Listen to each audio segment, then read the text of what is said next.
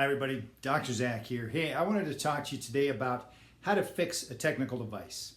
And for those of you that know me, this is probably one of the most ironic things that you could hear me say, because when it comes to technical devices, whether it's one of these, whether it's an iPad, whatever kind of tablet, a computer system, I rank up there as probably one of the most illiterate people when it comes to these devices.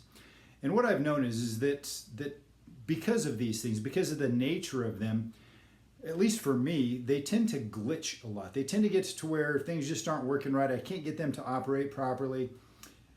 And I have one strategy in dealing with that. And my strategy is this. I turn the thing off, wait a minute or two, turn the thing back on, and for some miraculous reason, it seems to work better. At least probably 80-90% of the time. And it's kind of funny, my wife will come to me with her phone and it's not working right, and thinking I'm some kind of a tech wizard, and I do the same thing for her phone and it fixes it most of the time. And then I become a hero. So here I am giving my heroic information on how to fix your device if it's not working right. But you know what I do know that I am an expert on is it's our health, it's our well-being, it's how we function so that we can deal with the world we live in and not just overcome the challenges, but become victorious in everything that we go through. We can live a life of passion, and that we can actually accomplish the things that we want to do. But if you're like me, sometimes this body that we have, or at least my body that I have, tends to glitch on me. And yesterday as I was mountain biking, the first half of my ride was pretty much filled with glitches. My lines were just off enough to where I would hit the rocks wrong and it would throw me out of balance. And obstacles that were normally easy for me were a challenge for me. And so I found myself having to get off my bike, remount my bike, and get things going again. And I got up to a bench where I've rested numerous times. I'm grateful for the person who has put it there. And I stopped and I shut things off, waited a minute or two, let it reboot, and then the rest of my ride went smoothly.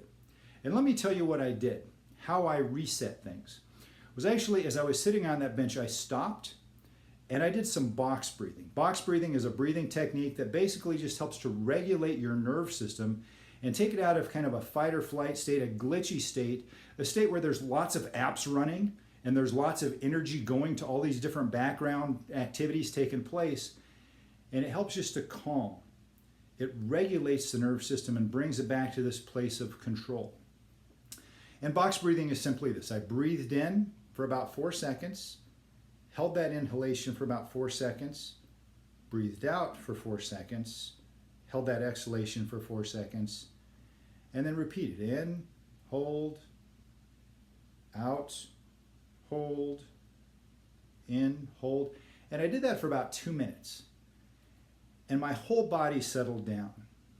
But one of the other techniques that I used, since I had been having some balance issues, was I wanted to reconnect my right brain to my left brain, which sometimes gets disconnected when we're not moving completely the way that we should.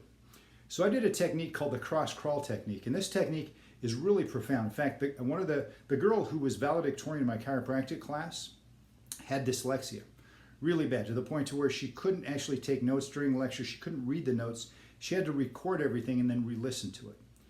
And she started doing this process of cross crawl, which is basically just bringing the knees and the opposite elbows together and marching this way. And as she did, she literally got rid of her dyslexia, because it takes and it organizes the way that the right and the left brain can work together. And so I did this for about 10 reps and just cross crawled. Now I had reset my nerve system, reset my body, hopped back on my bike, the balance was there, everything was good.